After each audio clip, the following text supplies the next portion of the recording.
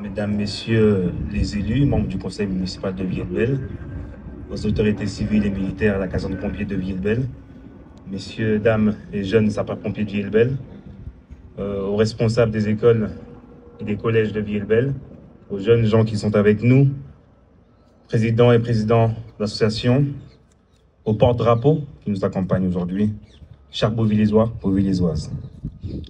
La Seconde Guerre mondiale est l'un des pires conflits de l'histoire. Elle a fait plus de 62 millions de morts, 100 millions de personnes, une soixantaine de pays différents y ont combattu et des milliers de bâtiments ont été détruits. Mais les mots ne suffisent pas, car d'innombrables horreurs furent commises par les nazis, des criminels dénués de la moindre once d'humanité.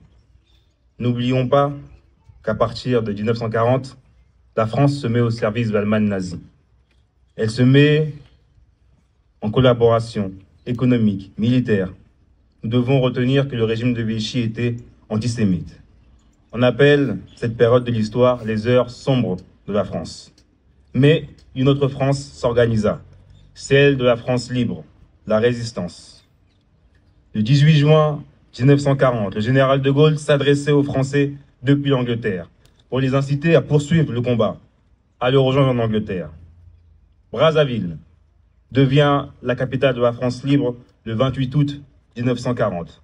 Après les 3 glorieuses journées où les forces de la France libre mettent la main sur les gouvernements de l'Afrique équatoriale française, AEF, puis Alger aussi devient la capitale de la France libre en 1942 jusqu'à 1944, où convergeront sous l'égide du Comité français de libération nationale les deux autorités engagées du côté des Alliés.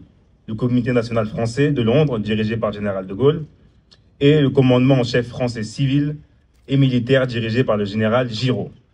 Le Comité français de libération nationale prend le nom du gouvernement provisoire de la République française, le 3 juin 1944, et sera présidé par le général de Gaulle. Deux camps s'opposaient, l'axe Allemagne-Italie-Japon et les alliés France, Royaume-Uni, États-Unis, Russie, Canada, Chine et bien d'autres que j'évoquerai après. Célébrons ensemble cette victoire, mais surtout, n'oublions jamais qu'elle a été obtenue au prix de nombreux sacrifices. Il faut donc garder en mémoire que c'est grâce au courage, à la bravoure, que toutes ces personnes de différents pays, que nous avons aujourd'hui la chance de vivre dans une France régie par la liberté, l'égalité et la justice. En ce jour de commémoration, il est important de se rappeler de tous ceux qui ont contribué à la libération pendant la Seconde Guerre mondiale, y compris les combattants africains. Ces soldats ont joué un rôle crucial dans la libération de notre pays et ont payé un lourd tribut pour cela en sacrifiant leur vie pour notre liberté. Entre 1939 et 1945, plus de 300 000 soldats africains issus des colonies occidentales françaises et de l'Afrique équatoriale française sont incorporés, parfois de force, dans les corps des tirailleurs sénégalais. Dès le début du conflit, ils sont envoyés au front. De l'exécution sommaire du capitaine Charles Tchoréré dans la Somme au massacre de Chasselet, nombre de crimes racistes et barbares sont perpétrés par l'armée hitlérienne contre ceux qu'elle considère comme des sous-hommes. Lorsqu'ils ne sont pas exécutés, afin de rester emprisonnés uniquement en France. Ils ne voulaient pas que ces combattants africains arrivent sur le territoire allemand. 90 000 soldats marocains ont répondu à l'appel du sultan Sidi Mohamed et ont participé à tous les combats les plus durs pour la libération de la France. À la fin de l'année 1940, plus de 70 000 indigènes sont ainsi détenus et la plupart dans la France occupée. Parmi ces combattants de l'ombre, il y a Issa Cissé et Alioune Fall, très tôt enrôlés dans l'armée coloniale pour libérer la France. Décédés respectivement en avril 2018 et en janvier 2019, les deux hommes étaient parmi les derniers tirailleurs sénégalais encore en vie. Jusqu'à quelques mois avant leur mort, ils continuaient de raconter leur parcours de vie. Alors, sachez-le, il y a le 6 juin 1944 avec le débarquement de Normandie, mais il y a aussi le 15 août 1944 avec le débarquement de Provence, très peu connu, mais très important, c'était l'arrivée des soldats venus d'Afrique. Et ce n'est que récemment que la France a commencé à reconnaître leur rôle dans la libération avec la création de la Journée nationale de la traite de l'esclavage et leur abolition, et la reconnaissance du 23 septembre comme Journée nationale des tirailleurs sénégalais. Il est important que nous continuions à honorer la mémoire de ces soldats courageux, que nous reconnaissons leur contribution à l'histoire de notre pays.